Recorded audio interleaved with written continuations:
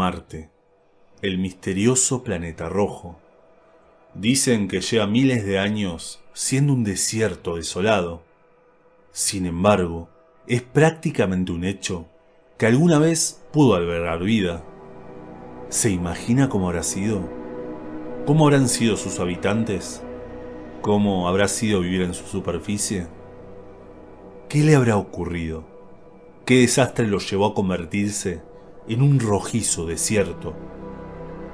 Hoy hablaremos de la historia de un niño que dice haber vivido en Marte en una vida pasada. Hablaremos de sus recuerdos y de cómo estos, increíblemente, se ajustan a la realidad. Bienvenidos y prepárense para ser testigos del oculto.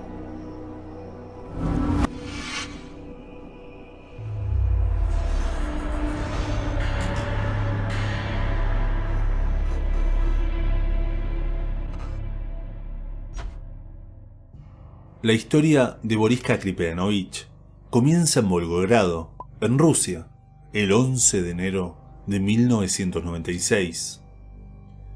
Cuenta su madre que ni bien nació, ya notó que su hijo era alguien especial. Su mirada era profunda, casi como la de un adulto. Dice que a los 15 días ya sostenía su cabeza, y si con 4 meses ya podía pronunciar su primer palabra, a los 7 ya formulaba frases. Con 1 año y medio ya podía leer los titulares del diario, y con 2 sorprendía a sus maestros de la guardería con su gran memoria, su prodigioso poder analítico y por sus extraños dibujos, donde a cada persona le dibujaba el aura. Pronto se lo empezó a conocer como el niño de Marte, por contar con total naturalidad historias de lo que habría sido su vida anterior en el planeta rojo. Algunos creerán que es un juego, otros una mentira, o que incluso sus padres intentaron aprovecharse de esto buscando fama. Sin embargo, una cosa es aprenderse de memoria algunos datos, pero otra es entenderlos, conectarlos y lograr explicarlos con total naturalidad y coherencia, y todo a la edad de entre 3 a 4 años. Es cierto que su madre afirma haber tenido libros de astronomía, astrofísica e incluso astrología, pero se imagina a un niño de 4 años no solo leyéndolos, sino comprendiéndolos. Eso ya sería un gran misterio. Su historia fue recogida por el diario Pravda, quien en 2004 le dedicó todo un artículo al niño de Marte, que luego llegó a los colegas de Proyecto Camelot, quienes en 2007 viajaron desde Estados Unidos para hacerle un documental. Curiosamente, a sus 11 años. Sí, siempre el 11. Donde no solo cuentan cosas fantásticas, sino, más increíble aún, cosas que se fueron cumpliendo. Boriska cuenta que el planeta Marte estuvo habitado por múltiples razas, todas muy diferentes entre sí, lo que ocasionaba que estén constantemente en guerras. Es curioso cómo en las diferentes mitologías los dioses asociados al planeta Marte, como Ares en la cultura griega, estaban siempre asociados a la guerra, como si los antiguos hubiesen recogido esas crónicas marcianas y se las hubiesen transmitido a sus pueblos. Incluso dice que no existían suficientes almas en Marte, y la necesidad de guerreros los motivó a crear una especie de piedras, o merkaba, como la llamaba Boriska, que retendrían el alma al morir, para hacerla reencarnar y así tener más guerreros disponibles. Parece ser que los marcianos se hartaron de esas piedras y terminaron destruyéndolas, lo que motivó una gran fuga de almas que habrían reencarnado finalmente en la Tierra, en lo que hoy conocemos como niños índigo. La palabra merkaba no fue inventada por Boriska.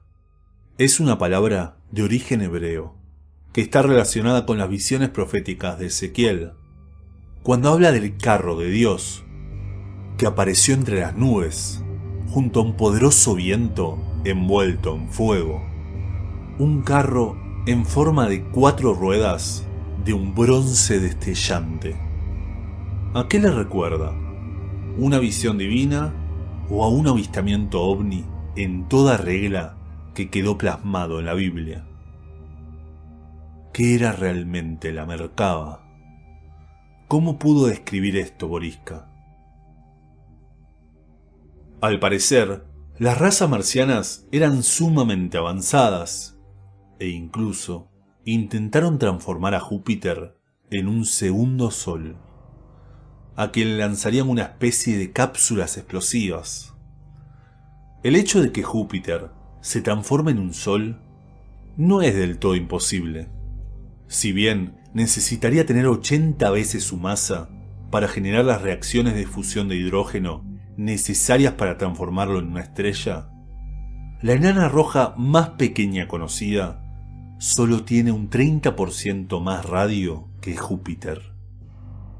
De hecho, Júpiter irradia más calor del que recibe. No estaba tan errado Boriska, ¿no?